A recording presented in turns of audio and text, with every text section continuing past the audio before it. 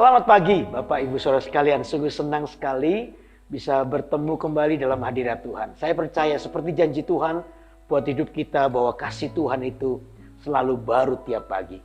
Untuk itu mari kita akan masuk di hadirat Tuhan.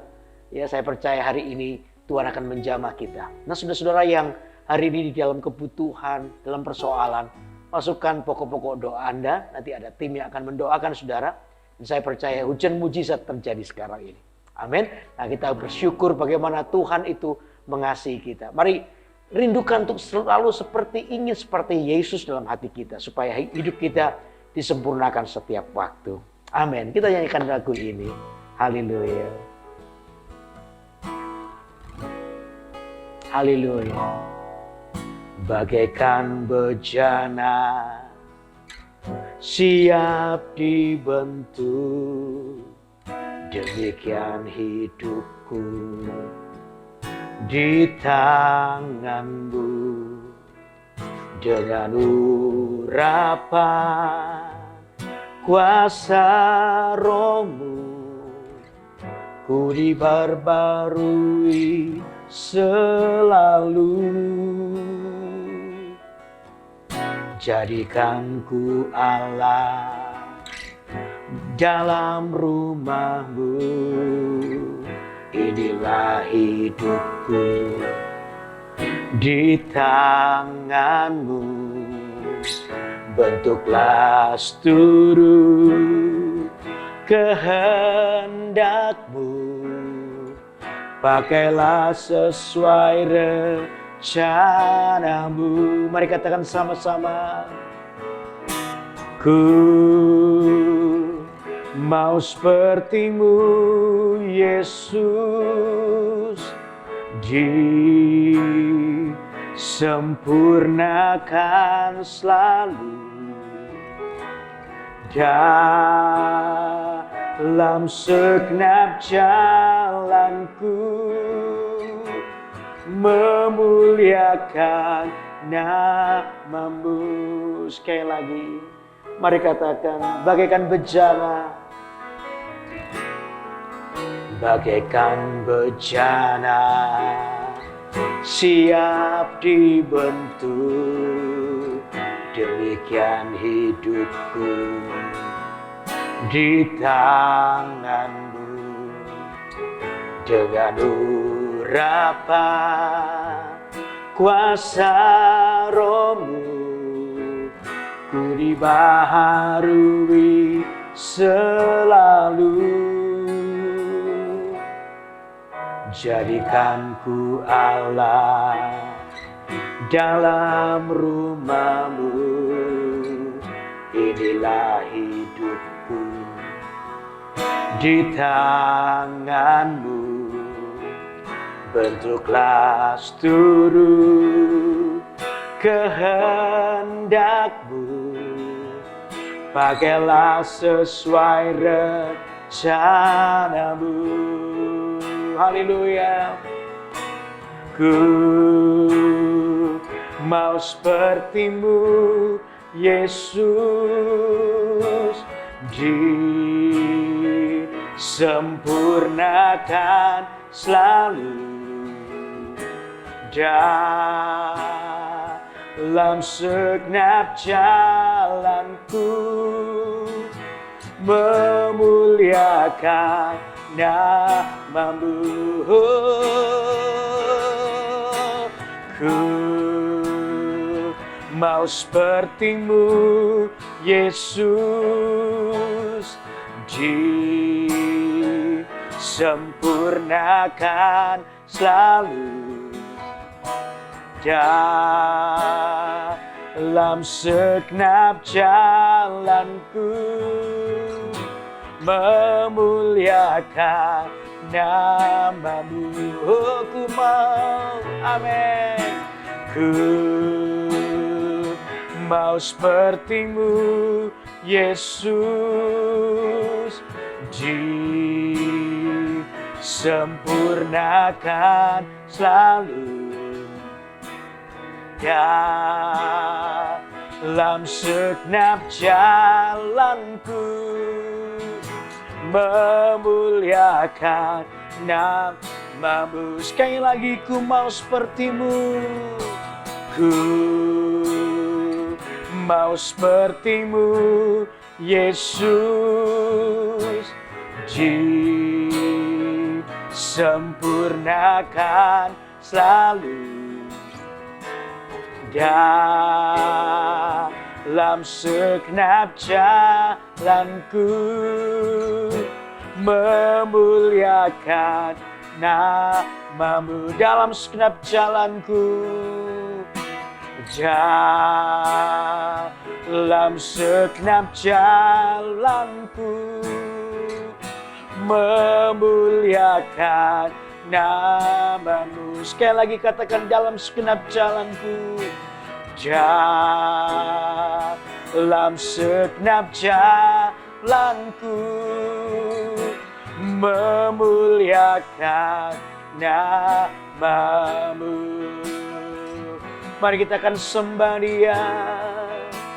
Oh, haleluya. Kami sembahkan, pagi ini kami menyembah-Mu, sebab Kau layak, Engkau layak disembah. Hiralamaya Shandaramu, haleluya. Hiralamata Kandaramu, Yesus, kami tinggikan Engkau Tuhan. Hati kami haus dan lapar akan Engkau.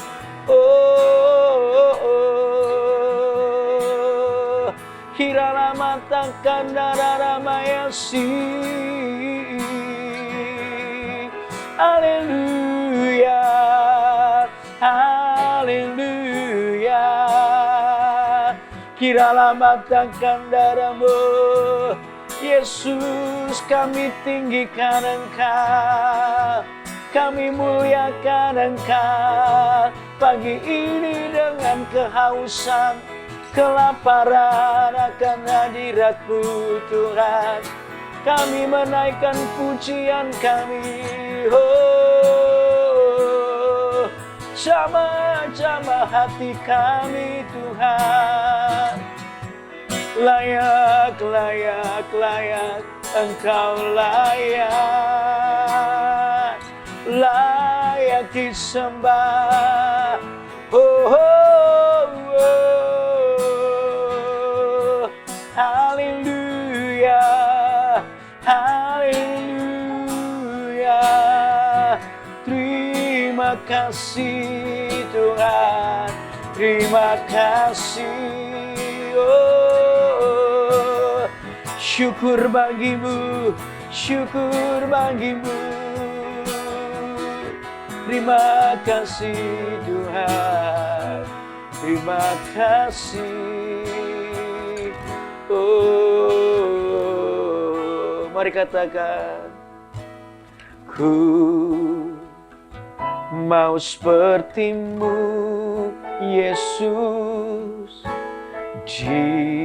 Amin. Sempurnakan selalu dalam segenap jalanku, memuliakan namamu.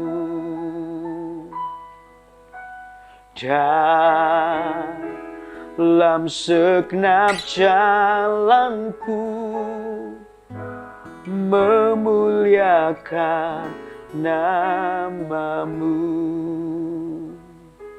Tuhan, ini biar terus menjadi doa kami.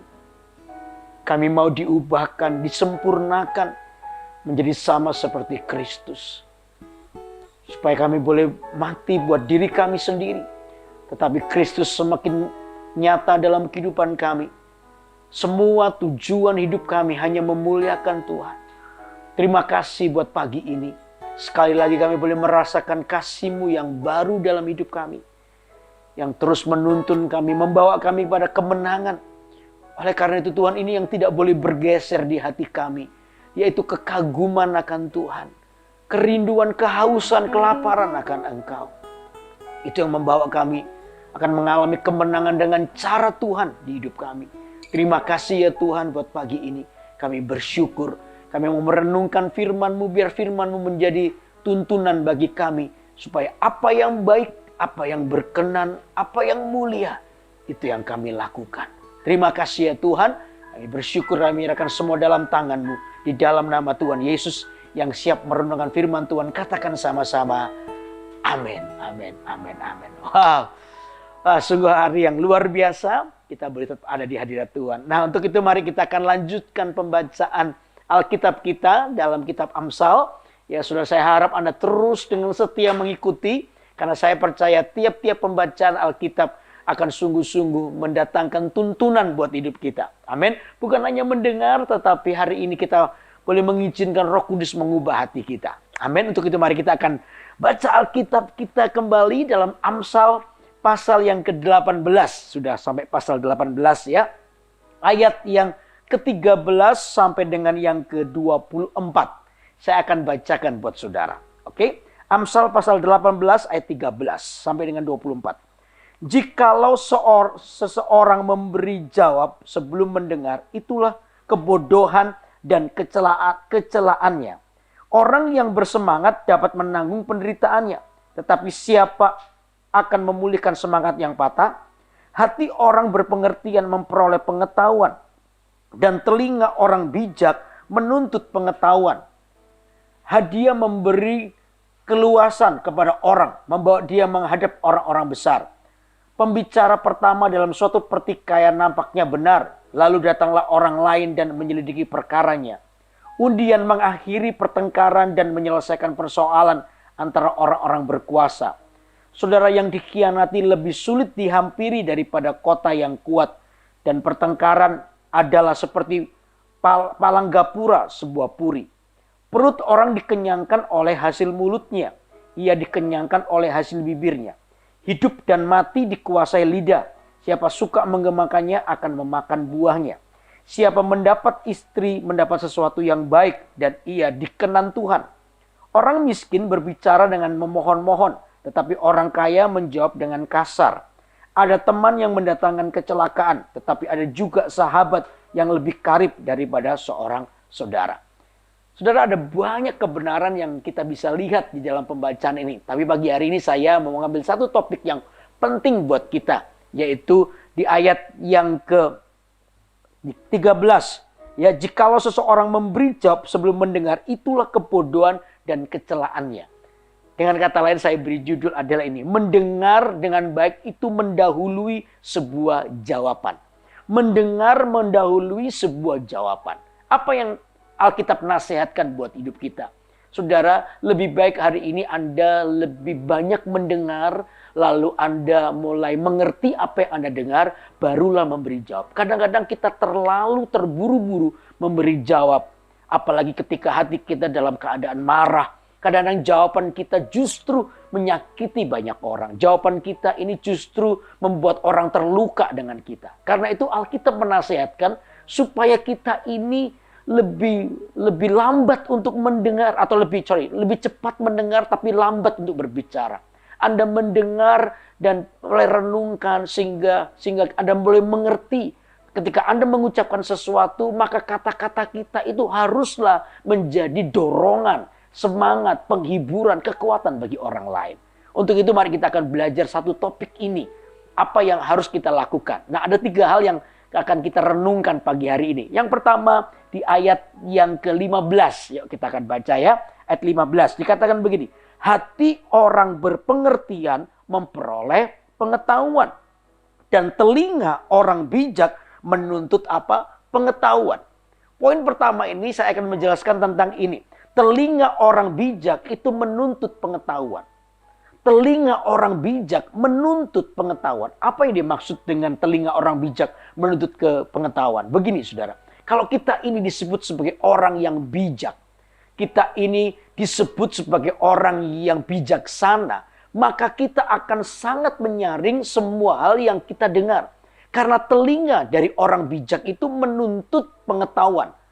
Apa arti pengetahuan? Pengetahuan ini bukan pengetahuan secara pelajaran, bukan hanya itu. Tapi pengetahuan bicara soal kecerdasan di dalam kita bisa mengetahui apa yang benar, apa yang baik, apa yang dikenal oleh Tuhan. Jadi seorang bijak itu menyaring apa yang dia dengar. Kenapa? Karena orang bijak itu sangat dipengaruhi dengan suara Tuhan. Orang bijak mengizinkan yang mempengaruhi hidupnya adalah perkataan Tuhan. Tetapi orang bodoh, orang yang tidak dewasa, mengizinkan telinganya untuk mendengar hal-hal yang tidak perlu. Makanya banyak kali orang sangat dipengaruhi dengan peristiwa kehidupan. Bagaimana orang ini takut, bagaimana orang ini bisa kecewa dengan orang lain, orang ini bisa marah dengan orang lain, orang bisa khawatir dengan situasi yang ada. Karena apa? Mendengar hal-hal yang tidak perlu. Makanya itu kalau kita disebut sebagai orang bijak, maka mari kita sungguh-sungguh mengambil keputusan untuk menyaring apa yang kita dengar. Kalau Anda mendengar, memberikan telingamu untuk mendengar firman Allah, maka yang kena dampak adalah ini. Kata firman Tuhan, iman kita itu bangkit oleh karena mendengar perkataan firman Kristus. Karena itu biarlah apa yang baik, apa yang berkenan, apa yang memuliakan Tuhan, itu yang didengar. Ya tentunya kita ini tidak bisa menahan, karena kita ini punya telinga, ya bisa mendengar apapun yang dikatakan, apapun yang dibicarakan orang. Tapi Anda punya kuasa untuk menyaring apa yang Anda dengar. Sehingga yang Anda konsumsi di dalam telinga Anda itu adalah sesuatu yang baik. Anda diberi kuasa untuk menyaring perkataan apa yang Anda dengar. Sehingga dengan demikian yang kita konsumsi, yang kita ambil di dalam kehidupan kita adalah sesuatu yang baik. Dan sesuatu yang baik, apalagi firman Allah, itu yang akan mempengaruhi hidup Anda. Katakan amin. Itu yang akan mempengaruhi hidup kita. Sehingga kita ini menjadi orang yang sehat, pertumbuhan rohani kita. Karena apa? Kita hanya mendengar sesuatu yang baik, sesuatu yang berkenan kepada Tuhan, sesuatu yang membangkitkan iman kita, sesuatu yang menghibur hidup kita. Dan itu akan mempengaruhi bagaimana kita bersikap dengan orang lain. Jadi poin 1 ini dikatakan orang bijak itu menuntut, telinga orang bijak itu menuntut pengetahuan. Jika Anda adalah seorang yang bijak, saya percaya Anda akan punya otoritas atau tahu bagaimana menyaring setiap apa yang Anda dengar. Amin. Amin. Itu yang pertama. Yang kedua adalah coba lihat ayat 21. 18 ayat 21 ya. Amsal 18 ayat 21 dikatakan begini. Hidup dan mati dikuasai lidah. Siapa suka menggemakannya akan memakan buahnya. Nah, yang kedua adalah ini. Hidup mati kita dikatakan itu dikuasai oleh lidah. Hidup dan mati dikuasai oleh lidah. Jadi, saudara, kita pun juga selain kita mendengar poin pertama, yang kedua, kita ini juga dituntutkan untuk memiliki sebuah tanggung jawab untuk setiap perkataan kita. Karena itu Alkitab mengingatkan bahwa hidup dan mati dikuasai oleh lidah. Ya. Siapa suka menggemakannya akan memakan buahnya. Ini penting. Siapa yang suka menggemakannya akan memakan buahnya. Jadi saudara, hati-hati, khususnya untuk orang tua, ketika kita berbicara kepada anak-anak kita.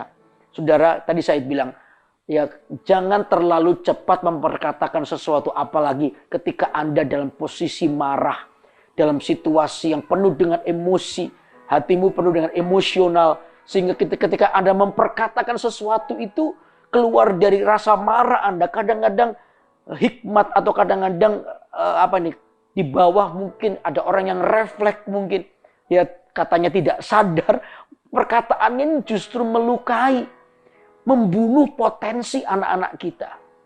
Kadang-kadang tanpa sadar juga melepaskan sebuah kutuk karena kemarahan, kutuk keluar dari mulut kita. Hati-hati saudara, karena lidah yang kecil ini, yang kecil di bagian seluruh tubuh kita ini, lidah kecil ini bisa menentukan kehidupan seseorang. Bagaimana orang-orang, saya ini seringkali ketemu dengan orang-orang yang trauma dengan masa lalunya karena sebuah perkataan. Satu hari saya kedatangan sepasang suami istri, ya, yang tidak ingin punya anak. Bukan keduanya, yang istri ingin punya anak, tapi yang suaminya tidak mau. Ya, sampai karena ini keduanya kenal baik dengan saya, istrinya sudah mohon-mohon supaya mereka bisa planning punya anak, tapi yang suaminya nggak mau, saudara. Lalu si istrinya mencoba minta tolong saya untuk memberitahukan suaminya.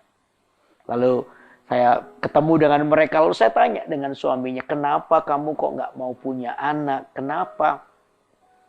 Lalu dia cerita bahwa dia punya trauma dengan anak kecil. Oh, kok bisa? Dia dulu punya, ini anaknya, keluarga ini bersaudaranya cukup banyak. Dia 7 bersaudara, dia anak nomor 1. Satu saat ketika dia sudah kira-kira SMP begitu, SMP atau SMA saya lupa, dia punya adik kecil lagi. Adiknya ini baru sekian bulan, ya. Dan ketika satu saat orang tuanya mau pergi, ya, dia diminta untuk menjaga adiknya yang paling kecil. Nah, ketika satu saat mungkin karena adiknya banyak dan sebagainya nakal-nakal semua, dia kurang perhatian pada yang kecil. Dan tiba-tiba yang kecil ini nggak tahu gimana, mungkin saatnya juga balik badan begitu, akhirnya jatuh, saudara. Waktu jatuh itu pas persis ketika orang tuanya sampai ke rumah. Jadi waktu orang tuanya mendengar adiknya menangis dan lihat, ditanya kenapa menangis, anak ini gak bisa bohong. Dia bilang adiknya jatuh. Orang tuanya kaget dan marah. Begitu dia kaget dan marah, orang tuanya ini gagal menguasai mulutnya. Akhirnya memperkatakan sebuah perkataan yang menyakiti hati anak. Ya dikatakan ini, kamu ya, jaga adikmu aja nggak bisa. Apalagi nanti kamu punya anak. Kalau susah kamu punya anak, pasti kamu nggak bisa menjaga anakmu. Perkataan itu begitu menyakiti hati anak ini. Anak ini trauma dengan situasi itu. Sampai hatinya begitu sakit dan dia tidak sembuh. Masuk di dalam pernikahan dengan sebuah persepsi atau trauma masa lalu yang belum sembuh. Akibatnya anak ini ketika menikah dia tidak mau punya anak. Saya bilang sama dia, tidak selalu seperti itu.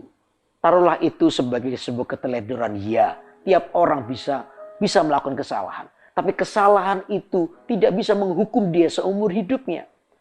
Tuhan itu bisa memulihkan, Tuhan itu bisa membangkitkan seseorang dari semua hal yang salah. Asal kamu tahu satu, bahwa Yesus itu telah membebaskan kamu dari situ. Itu memang kesalahan, taruhlah itu kesalahan. Tapi kesalahanmu tidak boleh menghukummu seumur hidup. Karena Tuhan adalah Tuhan yang mengampuni dan memulihkan. Hari ini kalau kamu sudah terikat begini, kamu menjadi orang yang egois. Buat kamu itu aman, tapi bagi istrimu bagaimana? Bagi mertuamu bagaimana? Kamu menjadi orang yang egois, cuma memikirkan diri sendiri. Saya doakan ya supaya kamu dipulihkan. Dan hari itu saya doakan dia menangis dan dia bilang, iya Pak. Ya, kesalahanmu belum tentu kamu terus akan melakukan kesalahan yang sama. Ini gara-gara ucapan, perkataan yang kurang berhikmat. Nah, itu yang berbahaya. Nah, 1 bulan kemudian, setelah dia mencoba, istrinya datang. 1-2 bulan kemudian istrinya bilang, Pak saya hamil. Nah, kan tokcer, cepet. Nggak perlu nunggu tahunan. 1-2 bulan langsung bisa hamil dan tahun depan bisa punya anak. Dari sini kita bisa belajar bahwa hidup kita ini dikuasai lidah. Karena itu berhati-hatilah menggemakannya. Karena kalau Anda menggemakannya tanpa hati-hati, maka Alkitab begini dikatakan, kamu akan memakan buahnya. Buahnya itu apa? Ya macam-macam. Kalau Anda memperkatakan sesuatu yang buruk, negatif, kutukan dan sebagainya, kita akan makan buahnya. Tapi kalau kita memperkatakan penghiburan, memperkatakan semangat buat orang lain, menghibur orang lain, memberikan dorongan bagi orang lain, kita pun juga akan makan buahnya. Apa itu? Orang lain akan dikuatkan. Potensi seseorang akan tergali. Potensi seseorang akan dibangkitkan. Dan kita bisa ikut bersuka cita karena apa? Orang dipulihkan dari keadaannya. Karena itu saudara, kita ini sebagai anak-anak Tuhan, harusnya perkataan kita adalah perkataan yang membangun. Amin. Perkataan yang menghibur, memperkatakan sesuatu yang membuat orang lain bersemangat. Nah, itu yang membuat kita akan melihat bagaimana hidup kita bisa dipakai oleh Tuhan. Amin. Itu yang kedua. Yang ketiga apa? Yang ketiga, coba ayat yang ke-24. Dikatakan gini. Ada teman yang mendatangkan kecelakaan Tetapi ada juga sahabat yang lebih karib daripada seorang saudara. Dikatakan ada teman yang mendatangkan kecelakaan. Ya, tetapi ada juga sahabat yang lebih karib daripada seorang saudara. Poin yang ketiga apa yang saya mau sampaikan? Yang ketiga adalah ini, menjadi sahabat yang baik dalam kebenaran. Ini penting. Saudara menjadi sahabat yang baik di dalam kebenaran artinya begini. Anda akan sepakat kepada sahabat Anda sebagai saudara ya di dalam kebenaran. Tetapi ada hal yang Anda boleh tidak sepakat sebagai sahabat. Apa itu? Di dalam kejahatan. Di dalam kejahatan Anda bahkan dilarang untuk sepakat dengan sahabatmu. Karena makanya itu Alkitab mengingatkan begini, ada teman yang mendatangkan kecelakaan. Ada teman yang mendatangkan kecelakaan, itu artinya ada sahabat yang menyetujui tindakan jahatmu. Mereka hanya untuk menyenangkanmu karena motivasi yang lain. Mereka hanya ingin sesuatu daripada Anda. Tapi sahabat yang sejati adalah sahabat yang tidak sepakat di dalam kejahatan. Tapi sahabat itu adalah sahabat yang sepakat dalam kebenaran. Sama dengan suami istri. Alkitab mengajar suami istri harus sepakat. Tetapi sepakatnya di dalam kebenaran. Kalau mau sepakat itu dalam kebenaran. Kalau Anda tidak di dalam kebenaran, suami atau istri sedang merancangkan sesuatu yang jahat atau sikap hatinya salah, suami atau istri pasangannya jangan mau sepakat. Itu namanya Tuhan letakkan sesuatu yang baik. Makanya itu mendengar itu jauh lebih cepat daripada berkata-kata. Lihat dulu situasi ini. Sehingga Anda meyakini atau Anda memastikan setiap kali Anda berkata-kata, perkataanmu itu adalah membawa orang pada kebenaran. Itu yang Alkitab nasihatkan menjadi sahabat, bahkan melebihi saudara. Sesuatu yang baik, jangan menjerumuskan. Jangan membiarkan sesuatu yang tidak baik itu terus berlangsung. Kita punya tanggung jawab sebagai anak-anak Tuhan. Bagaimana kita saling mengingatkan. Suami istri juga jangan sepakat dalam hal yang tidak benar. Tetapi saling mengingatkan, saling menegur. Jadilah sepakat untuk sesuatu yang baik. Dan saya percaya Alkitab mengajarkan kita. Kesepakatan itu mendatangkan kuasa Tuhan. Bagi saya telah melihat bagaimana ketika suami istri sepakat. Maka suami istri sepakat yang baik ya. Kepada hal yang benar. Itu sedang membangun jembatan. Jembatan apa? Mujizat Tuhan. Sedang membangun sebuah jembatan di mana Tuhan bekerja dengan luar biasa. Untuk itu suami istri belajarlah untuk sepakat. Sepakat itu membutuhkan sebuah kerendahan hati. Sepakat itu membutuhkan sebuah keputusan untuk berani berubah. Sepakat itu membutuhkan keputusan untuk belajar mendengar suara pasangan kita. Nah dari situlah, apalagi kalau kita ini sepakat bersama-sama dalam kebenaran, saya percaya namanya kuasa, namanya mujizat tidak akan pernah bisa dibendung. Kata Alkitab, kalau dua orang di bumi ini sepakat meminta apapun, maka Tuhan pasti mengabulkannya. Itu kata firman Tuhan. Jadi karena itu sepakatlah kepada hal yang benar. Karena disitulah Tuhan pasti mengabulkannya. Tuhan pasti melakukan sesuatu yang luar biasa. Nah untuk itu, kalau hari-hari ini Anda dalam pergumulan, dalam persoalan, saudara perhatikan satu ini. Satu tiang yang penting untuk supaya mujizat Tuhan itu terjadi buat hidup kita. Apa itu? Kesepakatan. Suami istri belajarlah sepakat. Maka tadi saya bilang sepakat itu butuh kerendahan hati. Sepakat itu butuh sebuah keputusan untuk Anda berubah, berani berubah. Berani untuk berubah karena apa? Mendengar suara pasangan kita. Nah dari kesepakatan itu jembatan mujizat sedang dibangun. Dan saya percaya Tuhan datang dengan kuasanya dalam hidup Anda. Makanya itu dalam hidup kita percaya kepada Tuhan. Lalu dengan bersepakat maka ini tidak ada yang mustahil bagi Tuhan. Karena apa? Tuhan menemukan sebuah alasan untuk mendatangkan mujizat dalam kehidupan Anda. Karena apa? Tuhan mendapati kesepakatan kepada hal yang benar.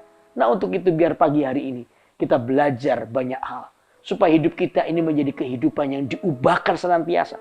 Amin. Karena jangan takut menghadapi apapun. Asal prinsip firman Allah yang pagi hari ini kita dengar. Dan kita ini mulai menghidupinya. Saya percaya yang namanya mujizat itu dekat dengan hidup kita. Setiap waktu kita akan melihatnya. Amin. Nah, untuk itu pagi hari kita belajar bagaimana mendengar itu harus mendahului sebuah jawaban. Supaya Anda mendengar dengan baik, lalu mulai merenungkannya. Jangan terlalu cepat berasumsi buruk. Jangan terlalu cepat untuk menghakimi orang lain. Tenang dulu. Lalu ketika Anda memberi jawabannya pun Anda keluar jawaban dari orang yang bijak. Nah, itu dengar baik-baik. Yang poin yang satu, telinga orang bijak menuntut pengetahuan. Telinga orang bijak hanya mendengar sesuatu yang membangun. Amin. Anda memang tadi saya bilang Anda tidak bisa membatasi apa yang Anda dengar. Tetapi Anda punya kuasa untuk menyaringnya. Sehingga Anda menjadi orang yang bijak. Yang kedua apa?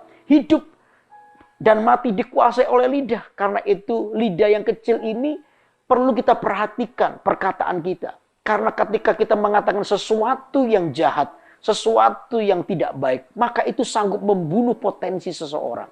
Bagaimana orang tinggal dalam trauma, tekanan karena perkataan. Untuk itu jaga lidah kita. Amin. Lalu yang ketiga dikatakan menjadi sahabat yang baik dalam kebenaran. Menjadi sahabat yang baik di dalam kebenaran. Sepakatlah kepada hal yang benar dan jadilah tidak sepakat di dalam kejahatan. Maka saya percaya hidup Anda akan menjadi berkat buat orang lain. Tadi saya bilang kesepakatan akan mendatangkan juga mujizat dalam hidup kita. Karena itu saya mau bilang kepada Anda, tidak ada yang mustahil. Pagi hari ini kalau Anda datang dalam pergumulan, masukkan pokok-pokok doa Anda. Ya, di live chat yang ada. Nanti ada tim yang akan mendoakan saudara. Saya juga akan mendoakan Anda. Bagaimana kita hari ini akan melihat hujan mujizat terjadi karena kehidupan kita dipenuhi oleh nilai-nilai kerajaan Allah. Mari kita bangun hidup kita dengan nilai kerajaan Allah. Dan saya percaya Tuhan akan bersama denganmu. Amin. Sungguh hari yang luar biasa. Kita boleh merenungkan firman Allah. Dan firman Allah ini biar sungguh-sungguh mengubah hidup kita. Amin.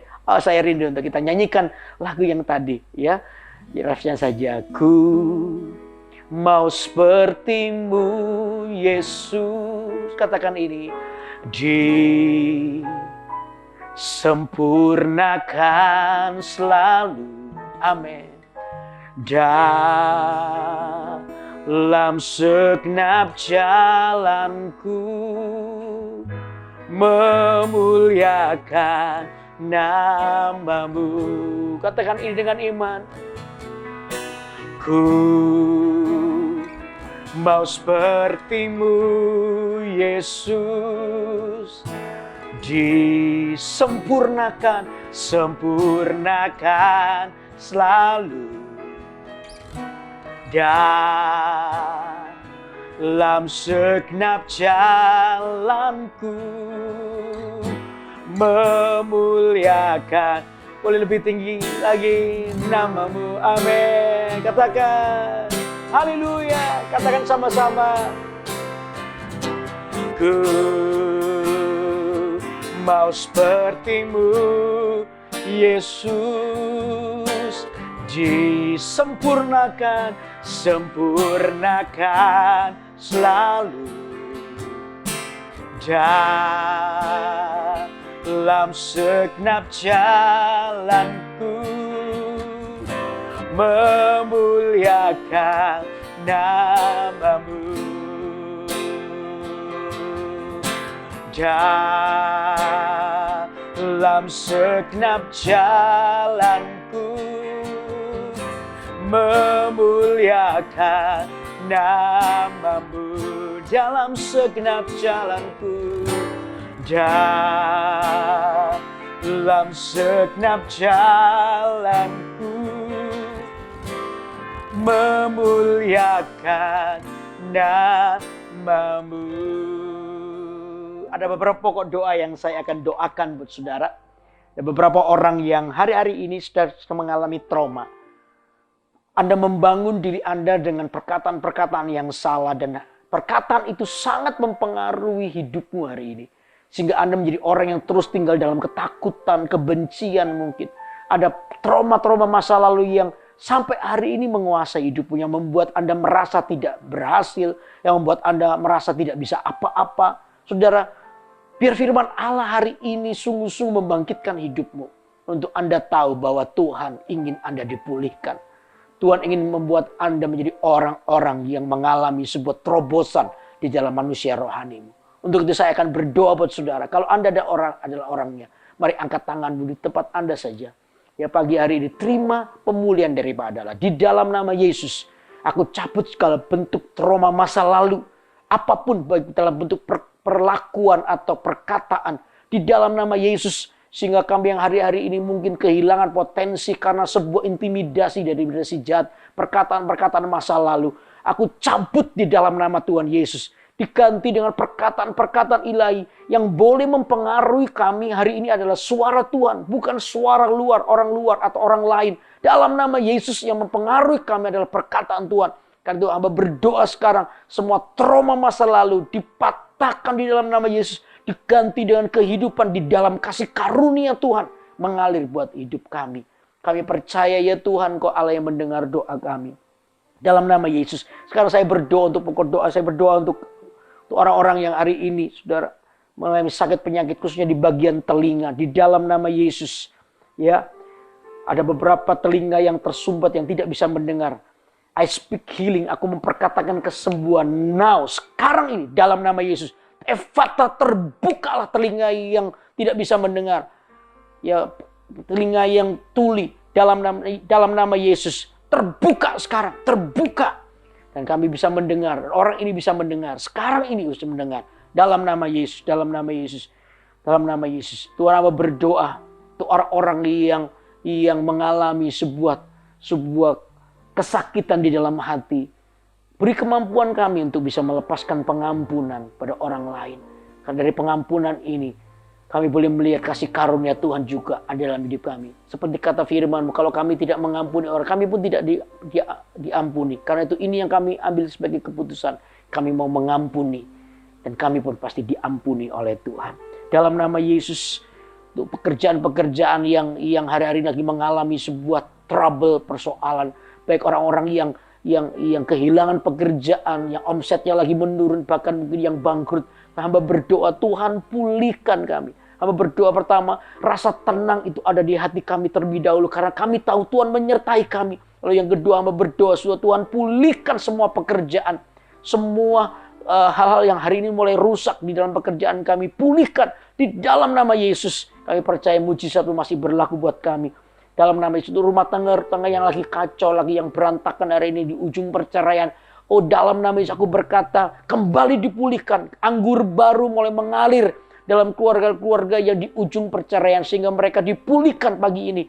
Dalam nama Yesus, kasih yang mengalir di dalam hati mereka diperbarui. Cinta itu mau dibangkitkan kembali. Dalam nama Yesus, terima pemulihan-Mu. Dalam nama Yesus. Orang-orang yang mengalami persoalan dalam ekonomi, Tuhan Kau yang memulihkannya.